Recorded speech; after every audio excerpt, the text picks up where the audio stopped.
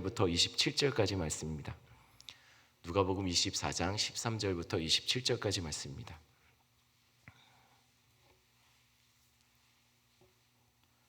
누가복음 24장 13절부터 27절까지 말씀 저와 한 절씩 교독하겠습니다.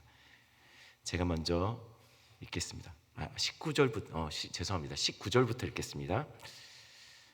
앞절들을 설교 중에 얘기할 것 같아서요. 19절부터 읽겠습니다. 이르시되 무슨 일이냐 이르되 나사렛 예수의 일이니 그는 하나님과 모든 백성 앞에서 말과 일에 능하신 선지자이거늘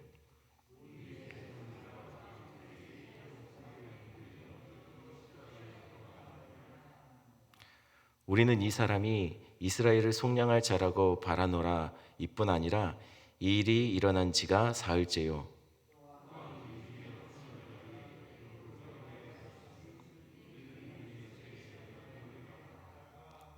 그의 시체는 보지 못하고 와서 그가 살아나셨다 하는 천사들의 나타남을 보았다 함이라.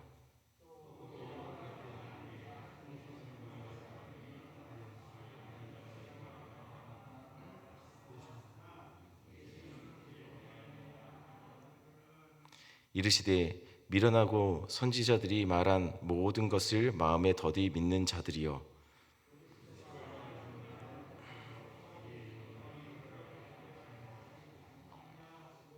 함께 있습니다. 이에 모세와 모든 선지자의 글로 시작하여 모든 성경에 쓴 바 자기에 관한 것을 자세히 설명하시니라. 아멘. 한번 기도하겠습니다. 사랑해 주님 감사합니다.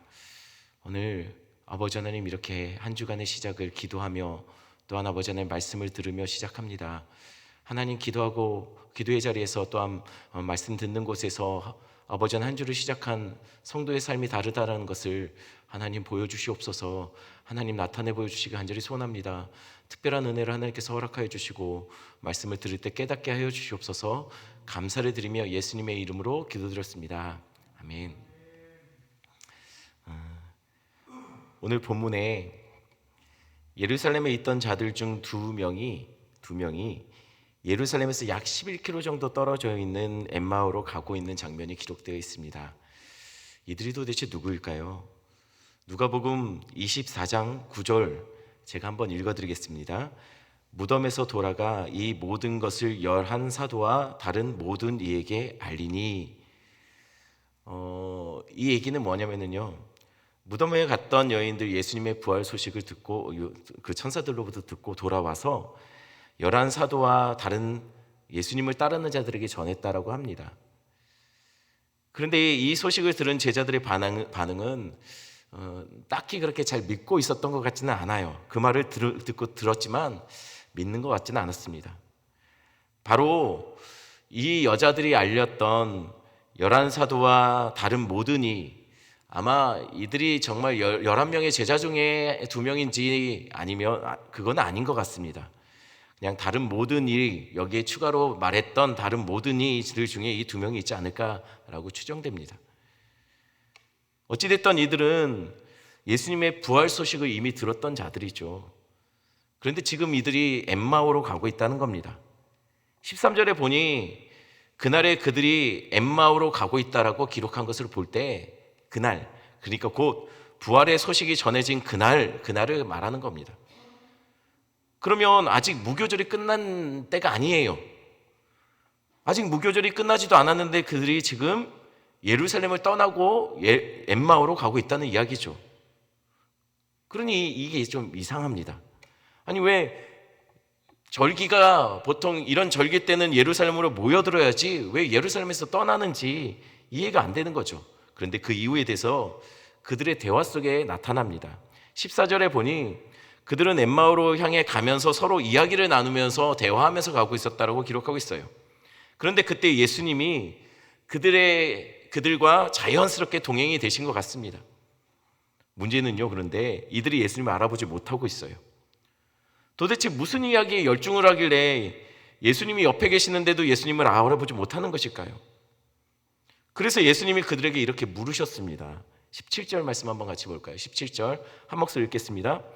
예수께서 이르시되 너희가 길 가면서 서로 주고받고 하는 이야기가 무엇이냐 하시니 두 사람이 슬픈 빛을 띠고 머물러 서더라. 예수님이 그들에게 지금 무슨 이야기를 하느냐라고 먼저 물으셨어요. 그러자 예수님의 이 말에 그들은 슬픈 빛을 띠고서 그 자리에 머물러 섰다라고 얘기하고 있습니다. 아마도 슬픈 그 기억이 다시 떠올려져서 그랬을 수도 있습니다. 한편으로는 좀 황당해서 그랬던 것 같기도 합니다. 근데 아마 후자가 더 맞을 겁니다. 그러면 무엇이 황당했을까요? 그들은 예수님을 멈춰서서 이렇게 물는 거예요. 아니, 당신은 지금 예루살렘에 머물러 있다가 하는 거 아니냐? 이 길은 예루살렘에서 이렇게 나온 길인데, 아니, 당신 예루살렘에 있던 거 아니냐? 아니, 그런데 무슨 일이 있었는지 왜 모르느냐라는 거예요.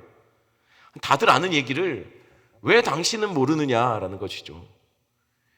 예수님에 대해서 무슨 일이 있었는지 모른다고 지금 예수님이 그들에게 혼나고 있는 거예요. 그리고서 이들은 친절하게 예수님에게 예수님이 누구신지 또 예수님에게 무슨 일이 있었는지를 예수님에게 알려주고 있어요. 그게 19절부터 24절까지의 내용입니다. 그 내용을 간단하게 정리하면 이렇습니다. 예수님은 선지자인데 대제사장들과 관리들에 의해서 십자가에 못 박혀 죽었다는 거예요. 그게 벌써 사흘 전인데 놀랍게도 오늘 새벽에 어떤 여자들이 무덤에 갔다가 그의 시체가 사라진 것을 보았는데 천사들이 나타나서 예수님이 살아나셨다는 얘기를 했다는 거예요. 그러나 이 여자들의 말이 사실인지 아닌지 우리 중 두어 사람이 가서 봤지만, 무덤가에 갔지만 예수님이 살아나신 것을 보지 못했다는 것이죠. 이들이 근심하며 예루살렘을 떠나는 이유가 여기 있습니다. 예수님은 죽으셨고 그런데 부활하셨다는 소문만 돌고 있으니 예루살렘 분위기가 영 흉흉하죠. 그러니 괜히 예루살렘에 있다가 자신에게 화가 있을 것 같아서 그들은 피신 가는 겁니다. 이들은 부활하신 예수님을 보지 못했습니다. 그래서 예루살렘을 떠나고 있습니다. 아무리 생각해도 부활했다라고 말을 하지만 그 이야기는 들었지만 믿을 수는 없고 오히려 그것 때문에 더 예루살렘의 분위기가 안 좋아졌으니 그들은 예루살렘을 좀 피하고 있는 겁니다. 난 놓고 기억자를 모르면 우리는 까만 눈이라고 하죠. 그런데 이들이 영적으로 감긴 눈을 가지고 지금 예수님 앞에서 예수님을 못 보고 있는 거예요. 그러니 지금 예수님에게 예수님에 대해서 그들이 얼마나 친절하게 알려주고 있습니까? 예수님에게 예수님을 모른다고 핀잔하면서 말이죠. 그들의 말을 듣다가 예수님은 그들에게 이렇게 말합니다. 25절, 26절 말씀 한번 같이 읽어볼까요? 25절, 26절입니다. 이르시되 미련하고 선지자들이 말한 모든 것을 마음에 더디 믿는 자들이여, 그리스도가 이런 고난을 받고 자기의 영광에 들어가야 할 것을 그게 아니냐 하시고, 예수님은 이들을 꾸짖으셨습니다. 미련하고 선지자들의 말을 더디 믿는 자들, 성경에 기록된 말을 더디 믿는 자들이라고 말씀하셨습니다. 그리고 예수님은 그들에게 모세와 선지자의 모든 말씀을 설명해 주시기 시작해요. 27절 말씀 제가 읽어드립니다. 이에 모세와 모든 선지자의 글로 시작하여 모든 성경에 쓴 바 자기에 관한 것을 자세히 설명하시니라. 모세와 모든 선지자의 글이, 이거는 구약 성경을 말하는 것이죠. 예수님은 이들에게 모든 구약 성경이 자신에 관해서 기록된 것임을, 그것을 알려주고 있어요. 자세히 그들에게 설명해 주기 시작한 겁니다. 여러분, 제가 여러 번 얘기했지만 다시 말씀드립니다. 성경 전체는 예수 그리스도와 그가 이루신 구원만 이야기합니다. 그러니 우리는 성경을 읽으면서 그 속에 도덕적인 교훈을, 인생의 교훈을 얻어가는 것이 아니에요. 그렇게 읽어내시면 안 됩니다. 성경을 읽으며 삶의 지혜를 얻으면 안 됩니다. 삶의 지혜만 얻으면 안 됩니다. 물론 그것도 얻을 수 있죠. 하지만 성경의 목적은 그게 아니에요. 성경이 진짜 말하는 것을 놓쳐서는 안 됩니다. 성경은 우리에게 예수 그리스도를 알려주고 있어요. 예수 그리스도가 어떤 구원을 이루실지를 우리에게 알려주고 있다는 거예요. 성경을 읽으면서도 성경을 읽으면서도 성경에서 예수님을 발견하지 못한다는 것은요, 예수님을 앞에 두고 예수님을 보지 못하는 것과 똑같은 겁니다. 그래서 예수님은 그들에게 왜 성경을 보면서 그 속에 예수 그리스도를 알지 못하느냐, 발견하지 못하느냐 꾸짖으며 다시 성경을 풀어주시고 계시는 것입니다. 그러자 이들이 떠나려고 하는 예수님을 강권하여 붙잡아 놓고 예수님과 함께 식사를 하게 되었습니다. 떡을 떼시고 예수님이 축사하시고 주시자 그때야 그들이 깨닫게 된 거예요. 31절 말씀 한번 같이 볼까요? 31절입니다. 그들의 눈이 밝아져 그인 줄 알아보더니 예수는 그들에게 보이지 아니하니라.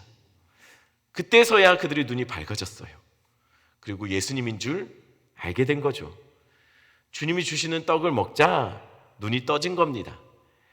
그러나 예수님이 사라지고 난 뒤였죠. 그리고 그들은 서로 이렇게 말하기 시작했습니다. 32절 제가 읽어드립니다. 그들이 서로 말하되 길에서 우리에게 말씀하시고 우리에게 성경을 풀어주실 때에 우리 속에서 마음이 뜨겁지 아니하더냐 하고, 그들이 성경을 풀어주시고 깨닫게 되자 마음이 뜨거워졌답니다. 두려움에 눌렸던 마음이 말씀을 듣자 그 두려움이 물러간 것이죠. 온통 어두웠던 그들의 마음에 빛이 비추인 겁니다. 이들이 성경을 처음 들은 것이 아닙니다. 그 속에 진짜 말씀으로 오신 예수님을 이때 그들은 깨달은 것이에요. 성경을 많이 듣고 접했을 겁니다. 그러나 그들은 그 속에서 예수님의 어떠하심, 예수님이 하셨던 그 모든 구원이 어떠한지 그것을 깨닫게 되자 그들의 마음이 뜨거워진 거예요. 마음만 뜨거워졌습니까? 아니요, 눈도 밝아져서 예수님을 선명하게 보기 시작합니다. 그런 말씀을 듣고 예수님을 보는 것으로 끝났나요? 아닙니다. 신앙이란 그냥 좋다, 마음이 뜨거워져서 좋다, 여기서 머무는 게 신앙이 아니에요. 그들은 말씀을 듣고 예수님을 보자 가던 방향을 돌이켰습니다. 33절 말씀 한번 같이 읽어보겠습니다. 곧 그때로 일어나 예루살렘에 돌아가 보니 11 제자 및 그들과 함께한 자들이 모여 있어.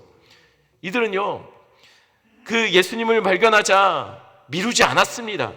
마음이 뜨거워지자 거기에 머물러 있지 않았어요. 그들은 다시 예루살렘으로 돌아갑니다.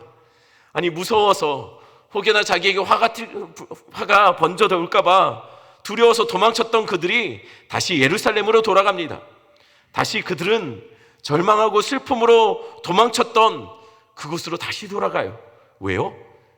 예수님의 부활을 증거하기 위해서죠. 그들은 돌아가 다시 이 예수님의 부활에 대해서 알아야 될 자들에게 말하기 위해서 돌아갑니다. 우리도 말씀 속에 매일 주님을 만나야 합니다. 말씀 속에서 매일 주님을 만나는 경험과 감격을 경험해야 합니다. 하지만 그것이 다가 되어서는 안 돼요. 그분을 만난 사람들은, 진짜 그분을 제대로 만난 사람들은, 진짜 그분을 눈이 떠져서 만난 분들은 삶의 방향이 바뀌어야 합니다. 이전처럼 살면 안 됩니다. 돈으로 달려가던 인생, 이제 사명을 향해서 달려가야 합니다. 성공과 출세를 향해 달려가던 인생이 예수 만났다면 그 예수 그리스도를 꼭 알아야 되는 사람들에게 우리가 증거하는 삶으로 달려가야 합니다. 우리 오산 제일교회 성도들 늘 말씀 보시며 예배 속에 찬양하시며 그 속에서 감격함으로 우리 주님을 만나시는 여러분들 되기를 간절히 축원합니다.